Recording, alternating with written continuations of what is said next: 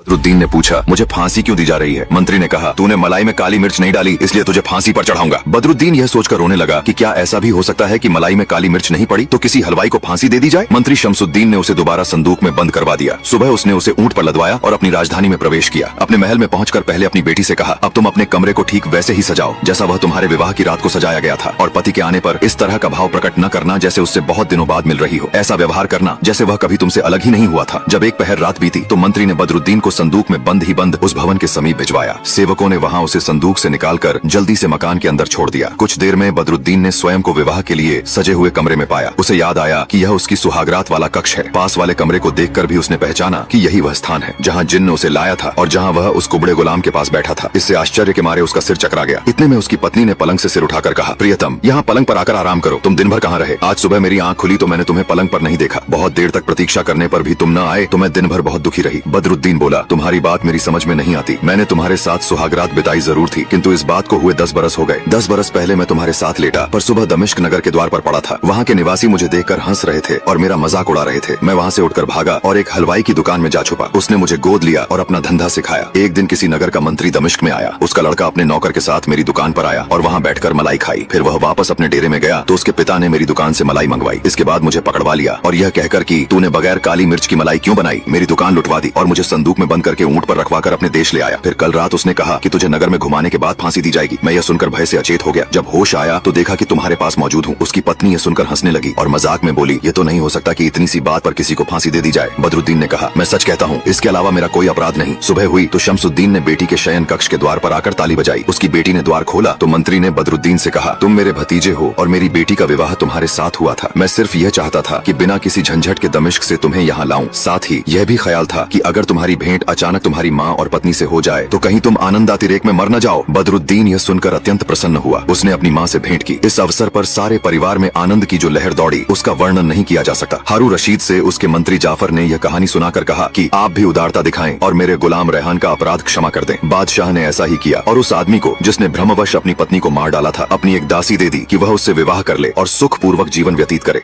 Video ভালো লাগলে ভিডিওতে একটা লাইক আর চ্যানেলকে সাবস্ক্রাইব করে দিও। আর এরকম ভিডিও দেখার জন্য আমাদের চ্যানেলকে সাবস্ক্রাইব করে রাখবেন আর পাশে থাকা বেল আইকনটি প্রেস করে রাখবে যাতে আমাদের ভিডিও আপনাদের সামনে সবার প্রথমে পৌঁছায়।